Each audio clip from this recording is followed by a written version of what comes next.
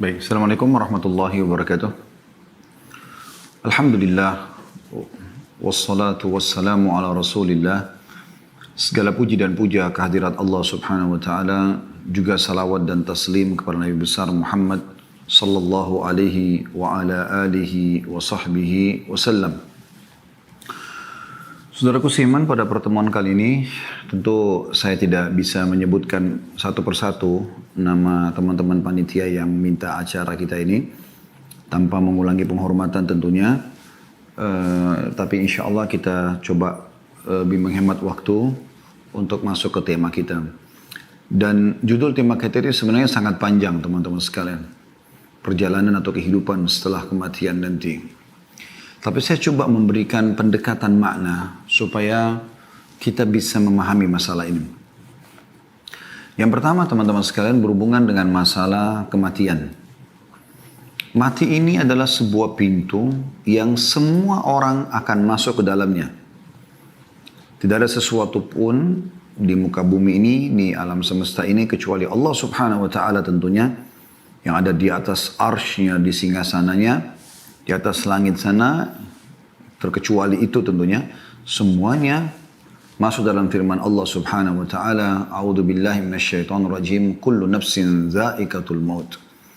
Semua yang bernyawa itu akan meninggal. Ya. Dan yang dianggap benda mati pun akan hancur dengan terjadinya kiamat. Dan ini adalah satu rukun iman kita yang kelima. Setelah iman kepada Allah, iman kepada malaikat, iman kepada kitab-kitab, iman kepada rasul-rasul, yang kelima adalah iman kepada hari kiamat. Dan hari kiamat ini satu paket beriman tentang prosesi kematian, bagaimana ruh keluar, orang beriman, orang kafir, kemudian setelah itu masuk ke alam barzah, kuburan, kemudian setelah itu hari kebangkitan atau hari kiamat, yang kita sering ulang-ulangi di Al-Fatihah, Maliki Yaumiddin, Raja pemilik hari kebangkitan. Kemudian setelah itu ada timbangan amal, lalu kemudian ada tempat abadi surga bagi orang yang beriman dan patuh kepada Allah selama di dunia, dan semoga kita termasuk insya Allah ini. Dan ada tempat yang kedua, neraka abadi bagi orang-orang yang kafir dan membangkang.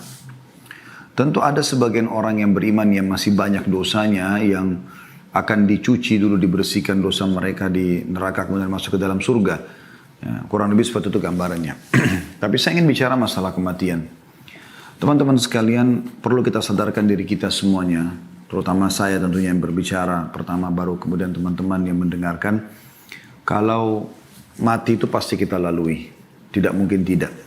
Sehebat apapun Anda menjaga kesehatan Anda, ya, setinggi apapun titel Anda, sebanyak apapun harta, saldo Anda di rekening, investasi Anda di sebuah perusahaan,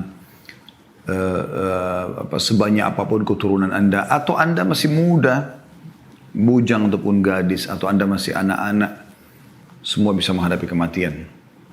Dalam sebuah hadis qudsi disebutkan, pada saat Allah SWT menciptakan Adam, lalu Allah memperlihatkan anak keturunannya. Dan di setiap anak keturunan Adam, di matanya sudah ditulis ajalnya, batas waktu umurnya. Jadi kita semuanya sedang menjalani itu saja, prosesi itu. Kita bisa lihat bagaimana kematian di depan mata kita. Berapa banyak orang yang kita kenal, dari orang tua kita, kerabat, dari teman-teman, dari tetangga, lingkungan kita, atau orang senegara dengan kita, atau orang bahkan di dunia ini, di negara-negara yang lain. Apalagi di masa pandemi COVID ini banyak sekali korban. Kita bisa lihat fenomena kematian itu terjadi. Hanya mungkin kita harus fahami dengan kacamata agama kita. Di dalam Islam, kematian itu bagi orang beriman adalah awal segalanya. Karena dengan mati, dia ibarat sebuah pintu, dia akan masuk kepada kehidupan yang abadi. Karena kehidupan akhirat ini semuanya adalah kehidupan abadi. Sudah nggak ada lagi kematian. Allah katakan dalam Al-Quran, La yadukunal mauta illa mautatal ula. Orang yang sudah menuju ke akhirat, mereka tidak akan rasakan lagi kematian, kecuali kematian yang pertama saja. Dan pada saat terjadi beberapa syuhada, ya, meninggal di peperangan bersama Nabi SAW, Nabi SAW menyusun jenazah mereka sambil mengatakan, teman-teman kalian ini sedang berbicara dengan Tuhan kalian. Mereka minta agar dikembalikan ke dunia, agar mereka bisa berperang lagi. Ya, mereka bersedia untuk ditusuk lagi oleh musuh karena melihat begitu besarnya pahala dan balasan yang Allah berikan hanya karena mati di jalan Allah saja. Maka Allah SWT berfirman kepada mereka, sudah menjadi peraturanku kalian tidak akan pernah kembali lagi ke sana. Maka mereka mengatakan, kalau begitu ya Allah, ya sampaikan kepada saudara-saudara kami yang belum menyusul kami agar mereka jangan takut dan jangan bersedih. Hanya yang jadi masalah sekarang teman-teman sekalian, kematian bagi orang kafir, orang munafik, orang musyrik yang menyekutukan Allah Subhanahu wa taala dan mereka tidak bertaubat sebelum meninggal, dalam arti kata beriman kepada Allah Subhanahu wa taala dan beramal saleh, maka mereka akan menghadapi kematian sebagai sebuah penyesalan yang abadi. Ya, akhir segalanya bagi mereka. Kalau orang beriman awal segalanya. Ya. Dan teman-teman bisa lebih jauh insya Allah bisa mengikuti ceramah kami tentang ini di playlist YouTube Khalid Basalamah Official. Insya Allah ada kajian kitab At-Tadhkirah. Ya, itu yang tulis oleh Imam Qurtubi rahimahullah. Kita sudah panjang lebar menjelaskan tentang satu persatu prosesi kematian dan seterusnya. Tapi saya juga tetap akan berikan gambaran. Ini kata kunci tadi yang awal ya. Yaitu mati akan menjadi awal segalanya bagi orang-orang beriman. Ya, tidak ada sesuatu yang menyedihkan bagi mereka pada saat meninggal. Makanya para salafus saleh dulu, mereka kalau ada yang sedang sakit dan menghadapi kematian, maka teman-temannya datang sambil mengatakan berita gembira buat kamu. Orang mau meninggal lalu dikatakan berita gembira. Gitu. Maka tentu kita perlu tahu kenapa. Kenapa kok dia mengatakan berita gembira kepada temannya yang sakit keras, yang sedang mau menghadapi sakaratil maut. Maka terjelaskan setelah itu mereka mengatakan, maksudnya setelah apa yang mereka paparkan ya, mereka mengatakan karena sebentar lagi kau akan bertemu dengan Allah, kau akan bertemu dengan Rasulullah SAW, kau akan melihat surgamu. Karena memang dengan kematian kita baru mendapatkan apa yang Allah janjikan. Jangan lupa teman-teman sekalian, ayah kita semuanya, ayah seluruh manusia yang bernama Adam alaihissalam, Allah ciptakan untuk dimasukkan ke dalam surga. Dan bukan di dunia ini ya, atau di bumi. Allah subhanahu wa ta'ala menciptakan Adam alaihissalam dan keturunan itu di surga. Lalu Allah subhanahu wa ta'ala menguji Adam alaihissalam dengan diturunkan di muka bumi. Lalu diturunkanlah syarat-syarat peraturan-peraturan. Siapa yang patuh dia akan kembali ke surga. Siapa yang membangkang disiapkan tempat lain yaitu neraka. Oleh karena itu teman-teman dari poin ini, setiap orang di antara kita yang punya kerabat yang masih non-muslim ya, Anda berusaha untuk menyampaikan Islam itu dan tugas Anda hanya menyampaikan. Usahakan jangan sampai mereka meninggal dunia kecuali dalam keadaan Islam. Sebagaimana Allah SWT mengatakan, وَلَا تَمُوتُنَّ إِلَّا وَأَنْتُمْ مُسْلِمُونَ. Dan janganlah kalian meninggal kecuali dalam keadaan Islam. Baik teman-teman sekalian, setelah kita menjelaskan tadi tentang masalah kematian sepintas, Allah Subhanahu wa taala juga menciptakan segala sesuatu berpasang-pasangan ya. Ini kurang lebih kerangka fikir poin keduanya supaya kita bisa membentuk kerangka fikir tentang apa bahasan kita. Allah menciptakan berpasang-pasangan maksudnya begini, ada malam dan siang, ada muda dan tua, ada laki-laki dan perempuan, ada sehat dan sakit, ada muda dan tua ya. Ada terang dan gelap ya, ada benar dan salah ya. Ini berpasang-pasangan, ada kanan, ada kiri ya. Ini semua berpasang-pasangan. Sebagaimana juga ada hidup, ada mati ya. Ada dunia, ada akhirat. Nah, ini sebuah rangkaian teman-teman. Siapa yang memahami ini, maka dia akan sangat tenang melalui kehidupan. Karena pada saat dia sakit, dia tahu, dia pernah sehat. Dan ini pasangan tidak mungkin dipisahkan. Pada saat dia sehat, dia bersyukur. Pada saat dia sedang sakit, dia bersabar kan gitu. Pada saat dia lagi kaya, dia bersyukur. Pada saat dia lagi diuji oleh Allah SWT dengan kemiskinan, dia bersabar. Maka selalu begitu ya. Pada saat masa muda dia isi dengan kesempatan menggunakan tenaganya dalam kebaikan. Pada masa tua, ya dia tinggal mempertahankan itu. Nah, seperti itu kurang lebih gambarannya. Nah, orang akan bisa stabil hidupnya karena dia melalui itu. Sama dengan ada dunia, ada akhirat, ada hidup, ada mati. Maka kita kalau faham ini, kita akan siap menghadapi kematian. Karena memang toh, kita tahu setelah hidup ini ada mati. Walaupun cuma sekali saja kita mati gitu kan. Sebagaimana dunia ini juga ada kan, ada akhirat. Ibnu Taimiyah rahimahullah berkata, di dunia ini ada surga. Siapa yang merasakannya, dan mendapatkannya, maka dia akan mendapatkan juga surga di akhirat. Maksudnya surga bagi orang-orang beriman dengan dia melaksanakan perintah Allah. Karena orang beriman ini teman-teman nikmat sekali. Ya, dia bisa biologis tapi dengan cara halal. Dia boleh makan tapi yang halal. Dia boleh minum tapi yang halal. Dia boleh berinteraksi, bertransaksi tapi yang halal. Dan yang halal lebih banyak daripada yang haram. Yang haram itu sedikit sekali. Seperti misalnya Allah haramkan babi, Allah ganti dengan sapi, kambing, kuda, kelinci, semua hewan-hewan air. Lebih banyak. Allah haramkan zina, Allah ganti dengan nikah. Ya, sama-sama pelampiasan biologis, tapi ini namanya harum, anaknya jelas statusnya, biologisnya juga nikmat karena dia dalam kondisi tenang. Beda dengan zina yang semua diikuti dengan ketakutan-ketakutan dan seterusnya. Pada saat Allah haramkan khamar, Allah halalkan susu, madu, sirup, air putih, banyak yang lainnya. Jadi sebagai ujian. Nah, orang beriman itu sebenarnya menikmati dunia ini dan menjadi surga bagi dia. Kita bisa biologis yang halal, kita bisa makan, minum, berpakaian. Bahkan Islam tidak pernah membatasi kita untuk mengejar yang terbaik dari prestasi di dunia ini. Tapi semua itu kita tunggangi untuk mendapatkan yang terbaik di akhirat. Dan tidak melupakan kalau akhirat adalah target utama. Ya. Baik, berbicara kematian tidak akan pernah luput dari masalah akhirat tentunya ya. Kita coba membahas tentang masalah dunia dan akhirat ini teman-teman sekalian. Beranjak daripada surah Al-Qasas, surah nomor 28, ayat 77. Saya berharap teman-teman bisa membuka ayat ini supaya kita tadabburi bersama-sama. Sekali lagi, surah Al-Qasas, surah nomor 28, ayat 77. Semoga Anda sudah buka tentunya. Allah Subhanahu wa taala berfirman, A'udzubillahi minasyaitonirrajim. Wabtaghi fima ataqallahu ad-daral akhirah wa la tansa nasibaka minad dunya wa ahsin kama ahsanallahu ilaik wa la tabghil fasada fil ard innallaha la yuhibbul mufsidin. Dan carilah apa yang telah Allah anugerahkan kepadamu dari kebahagiaan negeri akhirat. Kejar semua di akhirat. Surga, bidadari, bidadara, istana, buah-buahannya, pakaian sutranya. Kejar semua itu. Dan teman-teman kalau mau lebih jauh tentu saya tidak bisa bahas semua ini ya. Karena dalam 1 jam ini tidak mungkin kita padatin semua. Saya kasih kerangka-kerangka atau pokok-pokok dasarnya. Tapi Anda bisa kembali, ada kajian saya di YouTube membahas buku ini. Rasulullah SAW bercerita tentang surga dan neraka. Ini sekitar 30 pasal sekian surga, 30 pasal sekian neraka. Ini ada bahasan sendiri. Ya. Dan setiap pasal itu bisa dilewatkan satu pertemuan. Artinya ini bisa 60, 50, 60 kali pertemuan. Ya.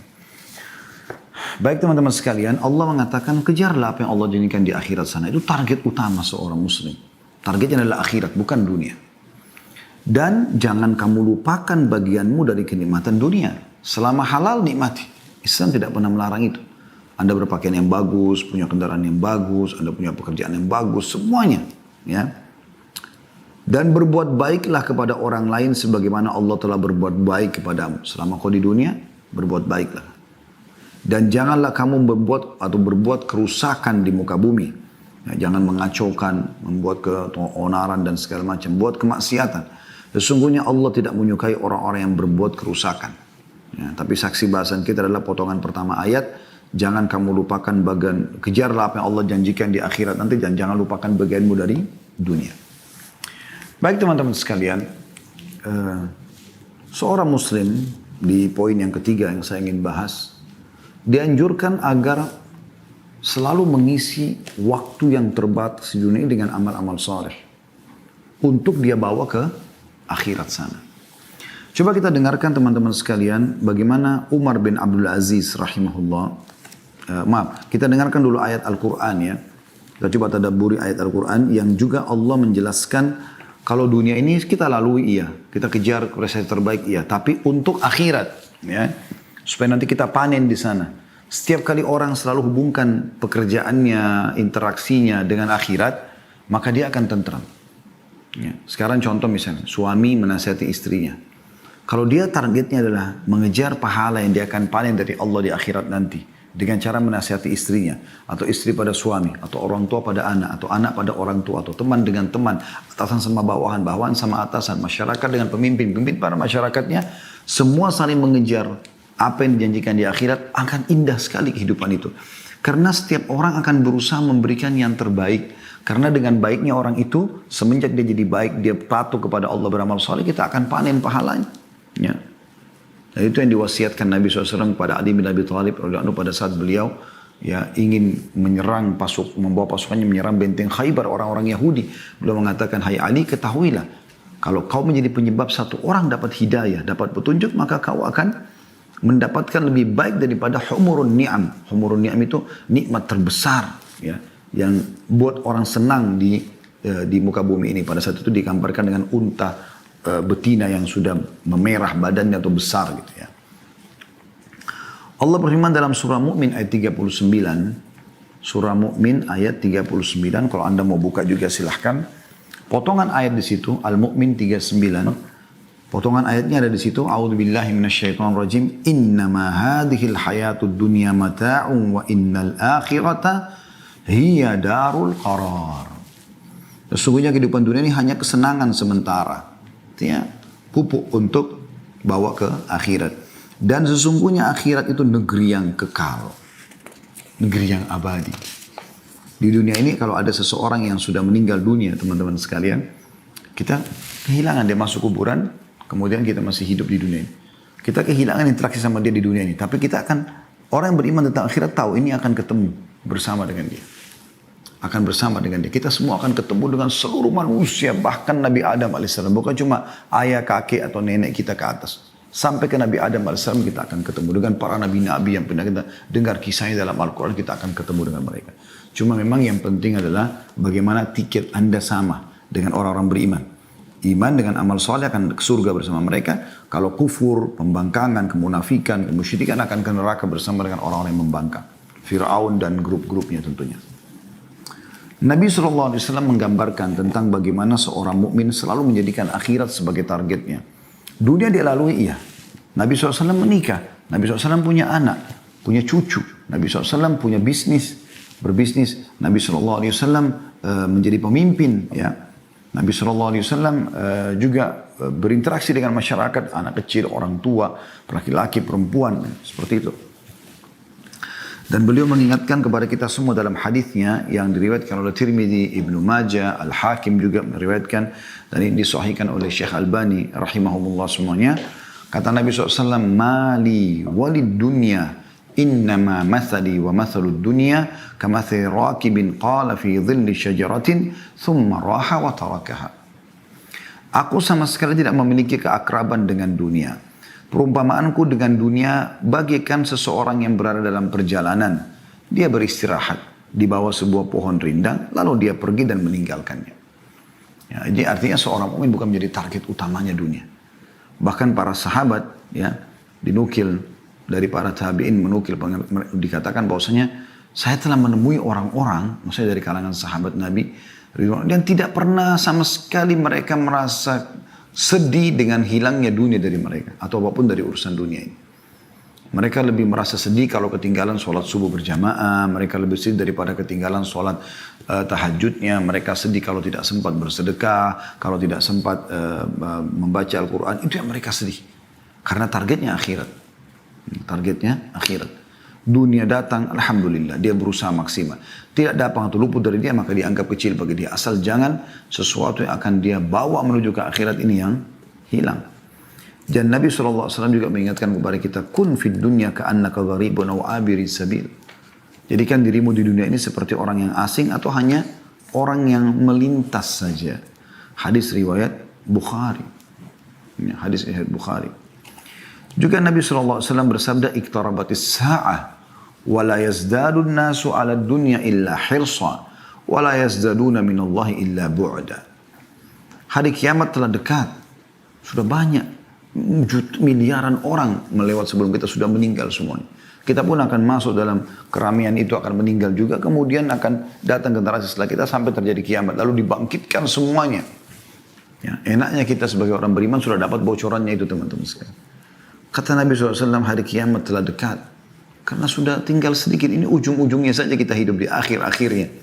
Ya, sampai kata Nabi SAW, hitunglah termasuk tanda-tanda kiamat adalah meninggalnya aku. Dan Nabi SAW sudah meninggal 1400 tahun yang lalu. Hari kiamat sudah dekat. Tidak ada yang bertambah dalam diri manusia terhadap dunia melainkan ketamakan saja. Ada orang yang terlalu berlebihan, dunia aja dan tidak mau berpikir akhirat. Sehingga dia tidak perlu tahu itu halalkah, itu haramkah. Intinya dia dapatkan sikut sana, sikut sini, menipu sana, menipu sini, durhaka sama orang tua dan segala macam. Dan mereka tidak bertambah kepada Allah melainkan semakin jauh saja. Yahya bin Mu'adz mengatakan, rahimahullah, aku sama sekali tidak memerintahkanmu untuk meninggalkan dunia. Akan tetapi aku memerintahkanmu untuk meninggalkan dosa-dosa. Jadi selama dunia nikmati silakan, selama halal. Tapi jangan masuk pintu dosa. 5 huruf ini halal jaga, 5 huruf yang lain haram jauhi. Meninggalkan dunia hanya merupakan keutamaan, sedangkan meninggalkan dosa adalah sebuah kewajiban.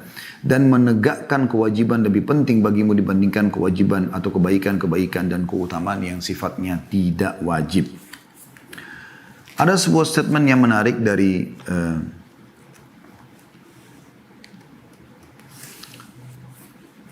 Umar bin Abdul Aziz rahimahullah.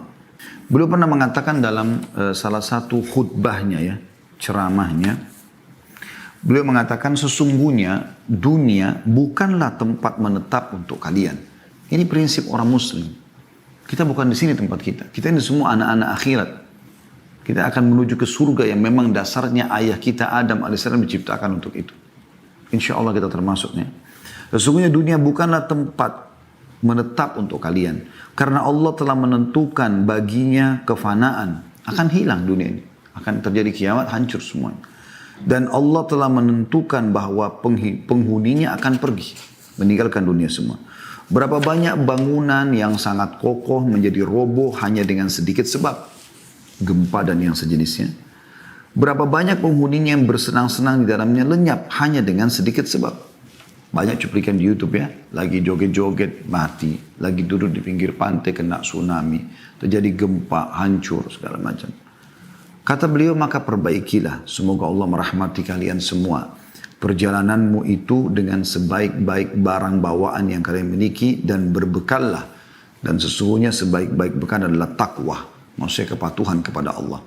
Allah perintahkan kerjakan, Allah larang jauhi. Dan ketika dunia ini bukanlah tempat menetap bagi seorang mukmin dan bukan pula tanah airnya yang hakiki, maka seyogyanya ia di dunia ini berada dalam satu keadaan di antara dua keadaan. Yakni sebagai orang asing yang singgah di sebuah negeri yang di dalam benaknya hanyalah berbekal untuk kembali ke tanah airnya. Dan atau yang kedua, bagaikan seorang musafir yang sama sekali tidak singgah. Siang dan malam hanya diisi dengan perjalanan menuju tempat tujuan. Atau yang dimaksud sini adalah akhiratnya. Ya, akhiratnya. Jadi ini sebuah statement yang menarik ya. Beliau mengatakan dalam khutbah yang lain juga, setiap perjalanan membutuhkan bekal, maka bekalilah diri kalian dengan takwa untuk perjalanan dari dunia menuju akhirat. Jadilah seperti orang yang benar-benar diancam dengan siksa Allah sehingga kalian merasa takut dan berharap. Dan janganlah merasakan tenggang waktu yang masih panjang sehingga hati menjadi keras dan akhirnya kalian tunduk kepada musuh. Karena sungguhnya panjang angan-angan bagi orang yang tidak tahu bahwa dia tidak akan menemukan waktu sore ketika dia berada di waktu pagi, dan bagi orang yang tidak tahu bahwa dia tidak akan menemukan waktu pagi ketika dia berada di waktu sore. Padahal kematian sebenarnya telah ditetapkan baginya pada waktu itu. Teman-teman yang ikuti acara kita ini, saya ingin berbagi teman-teman sekalian. Apa yang menjamin sekarang saya dan Anda? Saya mungkin di ruangan ini, Anda mungkin di tempat Anda masing-masing. Seseorang di antara kita tiba-tiba melihat malaikat maut. Dan itu pasti terjadi. Tidak mungkin tidak. Anda tidak akan mungkin bisa luput dari itu. Dan itu hanya Anda yang menyaksikannya. Anda kalau ketik di YouTube kematian tiba-tiba, banyak sekali cuplikan. Ya, hanya untuk ambil pelajaran saja. Ada orang lagi ngobrol sama teman yang tiba-tiba jatuh. Ada orang yang lagi mabuk-mabukan nyanyi-nyanyi jatuh. Ada juga orang yang lagi ceramah meninggal. Orang baik, orang jahat semua akan mati. Bahkan orang nabi-nabi pun sudah meninggal. Dan pada saat itu teman-teman, kita udah nggak bisa buat apa-apa. Pada saat malaikat maut itu datang, kita nggak bisa buat apa-apa. Yang ada cuma penarikan ruh. Apa kata Nabi SAW? Kalau orang beriman akan melalui kematian, maka akan datang kepadanya 3 sosok malaikat. Satu malaikat maut di ubun-ubun kepalanya, dua malaikat kasih sayang di kiri kanannya, membawa kain kafan dari surga. Kemudian malaikat maut akan mengatakan, hai jiwa yang baik, keluarlah kepada rahmat dan karunia Tuhanmu. Maka roh itu keluar dengan sangat cepat seperti air dari mulut kendi. Belum sesaat keluar, dipegang oleh malaikat rahmah kasih sayang tadi, lalu dibungkus dengan kain kafan dari surga, lalu dibawa ke langit, menembus 7 lapis langit, menghadap kepada Allah Subhanahu Wa Taala. Ya. Kemudian setiap malaikat yang dilewati oleh roh tersebut bertanya kepada malaikat yang membawanya, siapa ini? Roh siapa ini? Karena mengeluarkan bau lebih wangi dari kasturi, dari bau kasturi. Semoga kita insya Allah termasuk itu. Maka malaikat rahmah mengatakan, Fulan bin Fulan, namanya yang paling baik di dunia. Ini penyampaian Nabi SAW, bukan penyampaian saya. Ya, ini wahyu yang diberikan bocorannya kepada kita. Bagaimana prosesi orang kalau meninggal itu. Maka malaikat-malaikat mengatakan, semoga Allah membiarkan ruhnya lewat di sisi kami karena wanginya. Lalu terdengarlah suara dari langit mengatakan, catatkan hambaku dia termasuk penghuni surga, kembalikan dari dunia karena di sana saya ciptakan, di sana pula saya akan bangkitkan. Maka dikembalikan ruhnya bersamaan dengan jasadnya diantar oleh para kerabatnya atau tetangga-tetangganya. Pas tiba di kuburan dimasukkan, kata Nabi SAW, 3 langkah mereka pulang, dia masih bisa mendengarkan suara sendalnya. Kemudian, ya, datanglah 2 malaikat, Munkar dan Nakir, mendudukkannya lalu menanyakan, siapa Tuhanmu, siapa Nabimu, apa kitabmu. Mungkin Anda sudah sering dengar cerita orang-orang tua kita dan guru-guru ngaji kita waktu kecil masalah ini ya. Dan ini benar terjadi. Nabi SAW sampaikan dalam hadis sahih. Lalu menanyakan kepadanya, siapa Tuhanmu, siapa Nabimu, apa kitabmu. Kalau dia orang beriman, kata Nabi SAW, maka dia masuk dalam firman Allah, yuthabbitullahu alladhina amanu bil qawli tsabit fil hayatid dunya wa fil akhirah. Allah akan menetapkan di lisan orang-orang beriman untuk bisa menjawab. Selama di dunia, kenapa kau sholat, kenapa kau puasa, kenapa kau gini. Dia punya jawaban, ada dalilnya. Dan di akhirat, maksudnya di alam barzah, di kuburan, dia akan bisa menjawab pertanyaan malaikat tersebut. Setelah dia jawab, Tuhanku Allah, Nabiku Muhammad, kitab Al-Quran, maka dibukakan baginya pintu neraka. Api, panas, yang bau yang tidak sedap. Dia ketakutan, kata malaikat, lihat dari apa Allah selamatkan dirimu. Ditutup, dibuka pintu surga, terciumlah padanya wangi-wanginya. Dan dia kagum, malaikat mengatakan ini tempat kau sekarang. Maka dia pun berdoa kepada Allah mengatakan, kata Nabi SAW ini ya, kata Nabi Muhammad SAW, dia berdoa mengatakan, ya Allah cepatkan waktu karena aku ingin masuk ke dalam surgaku. Lalu kemudian datang di sebelahnya orang yang tampan, wangi, bersih. Dia kagum, maka orang itu mengatakan, saya adalah amal soleh yang akan menemani kau sampai hari kiamat. Lalu terdengar suara mengatakan, bentangkan kuburan hambaku ini seluas pandangan matanya. Mungkin kalau kita lihat orang yang masih hidup ini, kita lihat kuburan cuma yang lahat 1 kali 2 meter saja. Tapi ya, yang sebenarnya adalah lebih daripada itu. Orang beriman lebih luas dari pandangan matanya. Lalu dibukakan, hamparkan permadani dari surganya. Maka terciumlah baginya bau surga tersebut dan dia menikmatinya walaupun dia belum bisa masuk ya. Maka jadilah kuburannya taman dari taman surga. Semoga ya Allah kita termasuk ini semua. Kemudian sebaliknya kalau orang kafir meninggal dunia wa na'udzubillah, maka datang kepadanya 3 sosok malaikat. 1 malaikat mau diubun-ubun kepalanya, 2 malaikat penyiksa di kiri kanannya membawa kain kafan dari neraka. Kemudian malaikat maut dengan marah mengatakan, keluar hai jiwa yang busuk, keluarlah kepada kemurkaan Tuhanmu. Maka ruhnya berantakan di tubuhnya, tidak mau keluar. Lalu malaikat maut mencabut, menarik dengan keras, kata Nabi SAW, sampai roh itu tercabut, ibaratnya seperti bulu domba yang dibasahkan, dililitkan di pohon berduri, kemudian ditarik dengan keras. Bagaimana berantakannya bulu itu, seperti itulah ruhnya. Belum sesaat keluar, maka malaikat pun membungkusnya dengan kain kafan dari neraka. Baru naik ke atas langit, belum buka pintu langit pertama, masih baru mau meminta izin malaikat yang membawanya. Malaikat atas langit mengatakan, siapa orang ini?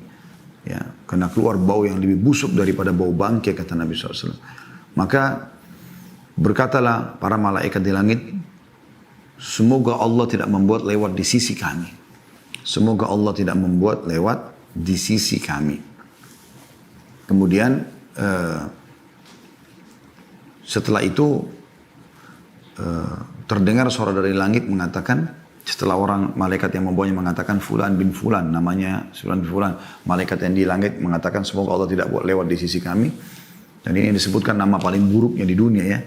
Kemudian terdengar Allah berfirman subhanahu wa ta'ala, catatkan hambaku ini termasuk penghuni neraka, karena di sana dan kembalikan di dunia, di sana saya ciptakan, di sana pula saya bangkitkan. Lalu diantar ruhnya bersamaan jasadnya dimasukkan ke dalam liang lahat. 3 langkah pengantarnya pulang, dia masih bisa dengar suara sendal, setelah itu sudah tidak lagi, lalu malaikat mungkar nakir datang mendudukkan dia, lalu menanyakan siapa Tuhanmu, siapa nabimu, apa kitabmu. Walaupun teman-teman hafal mati jawabannya ini, maka dia akan masuk dalam hadits ini. Kata Nabi SAW, dia akan mengatakan, innama aqulu kama kana yaqulun nas. Saya nggak tahu, saya cuma ikut-ikut dulu orang bilang apa. Gitu. Nah, akhirnya setelah itu dibukakan baginya pintu surga. Dia lihat permadani, buahannya, pelayannya indah sekali, baunya wangi. Lalu dia gembira, tapi kata malaikat, lihat dari apa kau haramkan dirimu. Harusnya kau bisa masuk sini, tapi kau sendiri yang buat ini. Ditutup, dibuka pintu neraka. Panasnya, bau busuknya, segala macam. Kata malaikat, ini tempat kau. Tidak bisa kau lari dari sini. Maka dia pun mengatakan, ya Allah jangan cepatkan waktu karena aku tidak ingin masuk ke nerakaku. Lalu datang di sebelahnya orang yang busuk tampangnya, menakutkan. Lalu kemudian dia mengatakan, siapa kamu ini? Kata orang tersebut, saya amal burukmu, dosamu yang akan menemani kau sampai hari kiamat. Wa na'udzubillah. Kemudian Allah utus, dalam penutup riwayat Bukhari disebutkan, Allah utus malaikat yang tidak punya penglihatan dan pendengaran yang membawa sebuah besi. Yang kalau besi itu seluruh jin dan manusia bersatu untuk membalikkan, mereka tidak akan mampu. Lalu dihantamkan ke orang ini sehingga dia hancur, lalu diutuhkan kembali, dihantam lagi, begitu terus sampai hari kiamat. Riwayat yang lain menyebutkan maka kuburan, ya, dinding kuburannya akan menjepit tubuhnya sampai tulang rusuknya seperti ini. Dan Nabi SAW menyatukan jari-jari beliau. Ya. Jadi sebagian ulama mengatakan dua riwayat ini bisa digabungkan antara dia dipukul sama diremukkan, gitu kan. Begitu terus sampai hari kiamat, maka jadilah kuburannya lubang dari lubang neraka. Ada sebuah riwayat juga atau athar menyebutkan pada saat dia dipukul dia teriak dan semua makhluk yang Allah mendengarkan kecuali jin dan manusia. Dan kalau mereka mendengarkan mereka akan meninggal seketika. Saudaraku seiman, hal-hal seperti ini adalah hal imaniyah, masalah keimanan. Dan ini kalau Anda membuka hati Anda dengan keimanan, Anda bisa merenungi tentu hal-hal seperti ini. Kalau Anda hadir di pengajian kita ini bukan dengan keimanan, maka mungkin Anda tidak akan tersentuh dengan hal seperti ini. Syukurlah teman-teman sekalian kita dapat bocorannya seperti ini. Dan tidak ada ruginya Anda mengambil informasi ini. Tidak ada rugi sama sekali. Malah akan membuat kita menjadi orang lebih baik. Kenapa kita jadi lebih baik? Karena kalau kita tahu ada akhirat, ada hisab. Agama ini sebenarnya teman-teman menyuruh kita jadi orang baik kan gitu. Kita disuruh jujur, amanah, tanggung jawab, bakti sama orang tua, jenguk orang sakit, menyenangkan orang, apalah, berbuat baik, bersedekah dan seterusnya. Dan semua punya keutamaan-keutamaan yang akan kita bawa ke akhirat. Dan kita dilarang bohong, menipu, gunjing, fitnah, mukul, caci maki, apalah, mencuri, dilarang semuanya, mengganggu orang dan diancam dengan ancaman yang berat. Jadi sebenarnya Anda kalau menjadi orang yang agamis dan Anda faham masalah ini, Anda menjadi orang yang baik. Karena memang agama memandu kita untuk itu. Apalagi Anda hubungkan ini semua dengan akhirat, itu luar biasa. Kehidupan Anda akan sangat mudah ya Anda lalui tentunya. Baik teman-teman sekalian, itu gambaran lebih dalam tentang masalah bagaimana prosesi kematian. Ya. Saya masih ingin menitikberatkan sebuah hadis tentang bagaimana seorang mukmin boleh berprestasi di dunia. Tapi ingat, prestasinya yang halal. Dan usahakan Anda selalu hubungkan dengan akhirat. Apa kata Nabi SAW? Innamad dunya li arba'ati nafar. Dunia ini penghuninya ada 4 saja. Ya, 4 golongan gitu. Abdun razaqahullahu malan wa ilman fahuwa yattaki fihi rabbah wa yasilu fihi rahimah wa ya'lamu lillahi fihi haqqa fahadha bi afdalil manazil. Golongan yang pertama dan ini yang paling terbaik, semoga kita termasuk dalamnya insyaallah, adalah seorang hamba yang Allah karunia dia harta dan ilmu, malan wa ilman. Kemudian dia bertakwa kepada Allah di keduanya. Maka dengan harta dan ilmu itu dia melanjutkan hubungan silaturahim dan dia mengetahui hak-hak Allah di situ. Dia bersedekah, dia zakat, ya. Dia bersyukur. Maka ini adalah yang paling afdal di antara 4 golongan ini. Golongan kedua, wa abdun razaqahullahu ilman wa lam yarzuqhu mala. Seseorang hamba yang Allah karunia ilmu tapi belum dikasih harta. Pintar ilmu agama tapi dia miskin. Fahuwa shadiqun niyah, tapi dia ikhlas niatnya. Dia tulus menerima keadaannya itu. Fayaqul, kemudian dia berkata pada saat melihat tadi golongan yang pertama, yang Allah karunia ilmu juga harta. Dia sibuk bersedekah, bangun masjid, bangun rumah anak yatim, segala macam, bantu, segala macam bantuan selalu diikuti sama dia. Demi untuk mengejar akhiratnya. Golongan kedua mau buat, tapi nggak ada duitnya. Dia cuma punya ilmu. Apa kata Nabi SAW? Yang penting dia ikhlas nih. Lalu dia berkata, Lau anna li malan la amiltu bi amali fulan, fahuwa biniyatihi fa ajruhu ma sawa. Dia bilang kalau seandainya saya dikarunia oleh Allah harta seperti orang itu dan dia tulus betul-betul memang kalau ada nanti dia akan lakukan, maka dia yang kedua ini dengan niatnya akan mendapatkan pahala yang pertama. Walaupun dia tidak bangun masjid, walaupun tidak bangun anak yatim, tapi memang dia tidak punya duit. Kalau ada betul dia akan lakukan. Ini golongan yang kedua. Jadi orang yang justru bisa mengejar pahala orang-orang yang sudah berbuat baik, tapi dengan niatnya, karena dia tidak mampu melakukannya. Masuk juga misalnya orang lumpuh, dia berharap kalau dia tidak lumpuh dia ke masjid. Dia berharap kalau dia mampu dia pergi haji, dia pergi jihad. Nah ini semua masuk dalamnya. Kemudian golongan yang ketiga, yaitu wa abdun razaqahu Allahu malan wa lam yarzuqhu ilman. Fahuwa yatakhabbatu fi malihi bighairi ilm wa la yattaqid fihi rabbah wa la yasilu fihi rahimah. ولا يعلم فيه لله حقا وهذا بأخبث المنازل. Golongan ketiga adalah jangan sampai Anda jadi ini orang yang Allah karuniai harta tapi nggak punya ilmu agama sama sekali, nggak faham mana halal mana haram, mana hak Allah, maka dia tidak bertakwa kepada Allah di hartanya. Dia tidak silaturahim dengan hartanya, tidak bantu kerabat-kerabatnya yang susah, bakti sama orang tuanya misalnya, bantu saudara-saudaranya. Dia juga tidak mengetahui hak Allah di situ, maksudnya tidak bersedekah, tidak zakat. Maka ini adalah orang yang paling buruk. Kaya raya tapi nggak ada ilmunya, nggak ada ilmu agamanya. Sehingga hartanya semua untuk foya-foya, untuk diskotik, untuk bar, untuk segala macam gitu ya. Maksiat, buka pabrik minuman keras dan segala macam. Kemudian ada golongan keempat, ini lebih buruk lagi. Golongan ketiga sudah buruk. Ya, karena dia punya harta tapi habis foya-foya di jalan syaitan. Golongan yang keempat lebih buruk lagi. Wa abdun lam yarzuqhu Allahu malan wala ilma. Yaitu golongan yang Allah tidak kasih ilmu, nggak punya harta. Miskin, ya, bodoh lagi. Nggak paham agama. Ini biasa jadi kayak tim hore, meramaikan. Ya, orang buka maksiat ini, oke, dia datang, dikasih baju kaos, datang, tidak ada ilmunya, ikut-ikut bermaksiat. Dia bukan ikuti kelompok pertama sama kedua, tapi dia ikuti kelompok yang ketiga tadi ya. Wahuwa yaqul, sambil dia berkata, Lau anna li malan la amiltu fihi bi amali fulan, fahuwa biniyatihi fa wizruhu ma sawa. Lalu dia bilang, kalau saya juga punya duit, saya akan buat seperti orang yang ketiga nih, bangun diskotik, bar, tempat maksiat itu.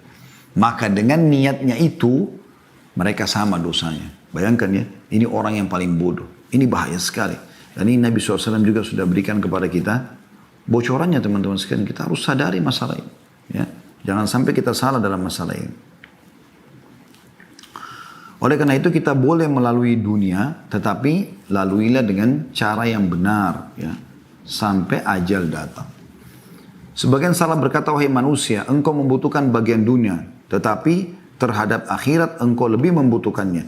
Jika engkau memulainya dengan dunia, maka engkau telah mengabaikan akhirat. Sedangkan duniamu berada di titik bahaya. Dan jika engkau memulainya dengan akhirat, maka engkau memperoleh duniamu. Karena itu lakukanlah dengan baik. Maka ada istilah kan, siapa yang mengejar akhiratnya, dunianya akan ikut. Dan siapa yang mengejar dunia, akhiratnya akan luput. Ya, dunia boleh, ya, tetapi jangan sampai membuat kita lalai teman-teman sekalian. Ya. Jangan sampai lalai. Ingat akhirat itu jauh lebih besar. Jauh lebih banyak manfaat yang bisa didapatkan. Makanya Nabi SAW bersabda dalam sebuah hadis, perumpamaan dunia kalian ini dibandingkan akhirat ya, adalah seperti telunjuk seseorang dari kalian yang diletakkan di dalam lautan. Kemudian dia angkat. Lihatlah berapa banyak tetesan air yang ikut di jarinya. Dan berapa banyak yang ada di lautan itu.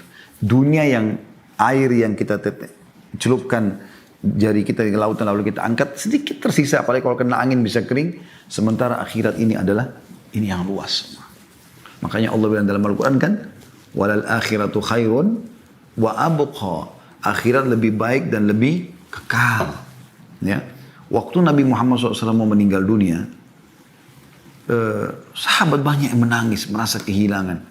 Maka beliau dalam kondisi lemah datang memaksakan diri ke masjid, kemudian beliau naik di atas mimbar lalu beliau mengatakan, wahai manusia, jangan kalian sedih. Karena pertemuan kita yang sebenarnya, perjanjian kita, di haudku nanti. Haud itu telaga Nabi di mahsyar.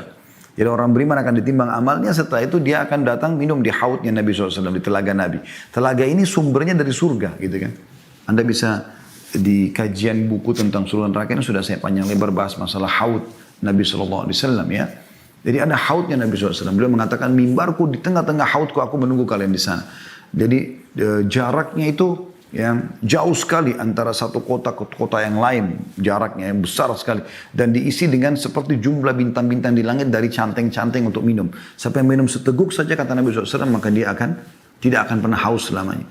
Kata Nabi SAW, tidak usah sedih, pertemuan kita ada kok, ada akhirat. Dan saya akan pertemuan dengan kalian, aku mendahului kalian di haudku.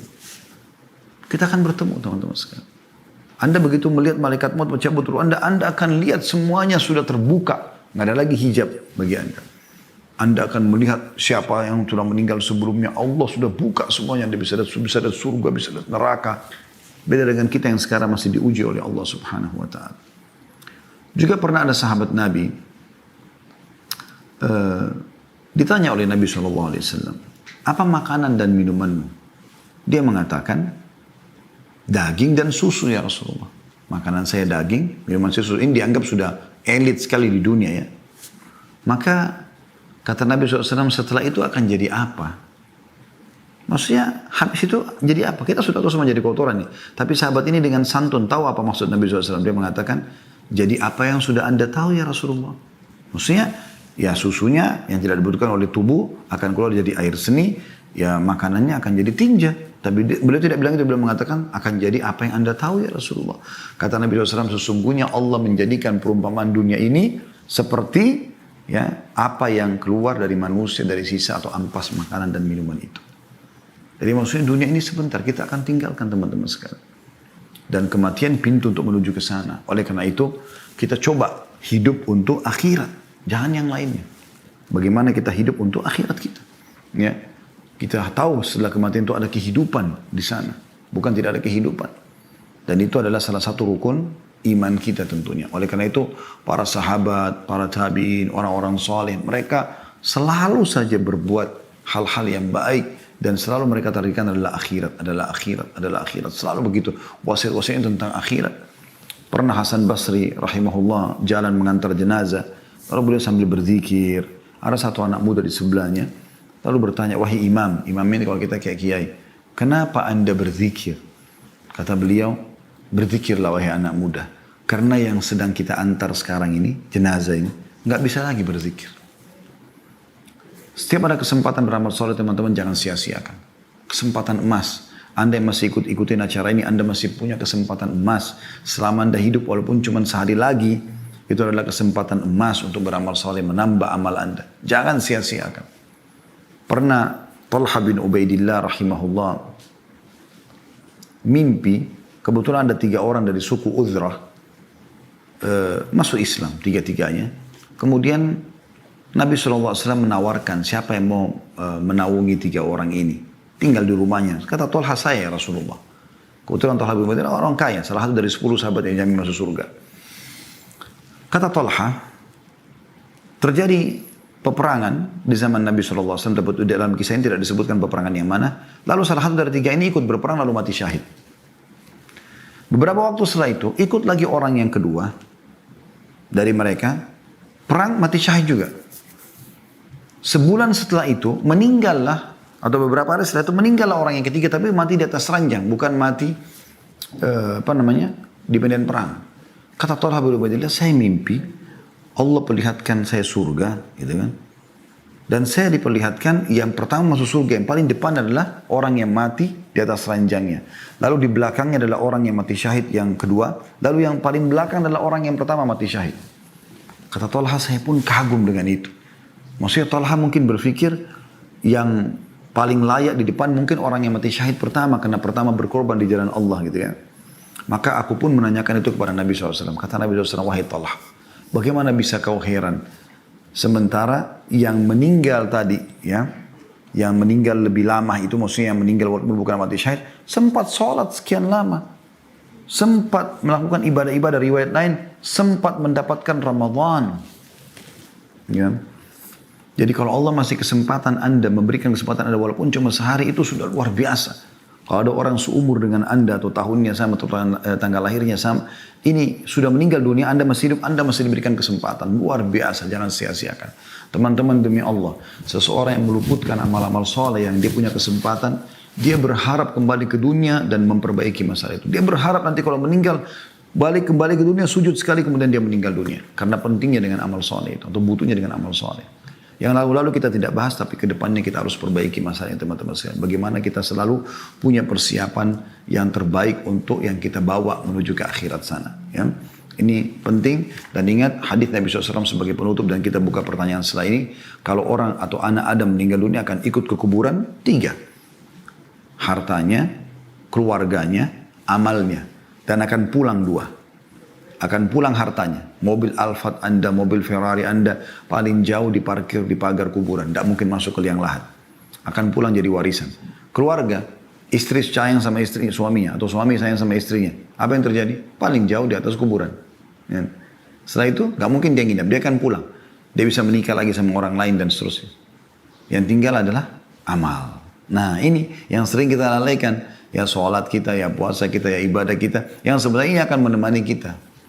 Anda kalau sudah melakukan satu ibadah teman-teman, yakinlah ibadah ini akan kita temukan hasilnya. Bukankah Allah SWT mengatakan, وَمَنْ يَعْمَلْ مِثْقَالَ ذَرَّةٍ خَيْرًا يَرَى. Siapa yang berbuat seperti biji sawi dari kebaikan dia akan lihat, diperlihatkan untuknya. وَمَنْ يَعْمَلْ مِثْقَالَ ذَرَّةٍ شَرًّا يَرَى. Siapa yang berbuat seperti biji sawi dari keburukan, dia juga akan diperlihatkan, aku akan lihat.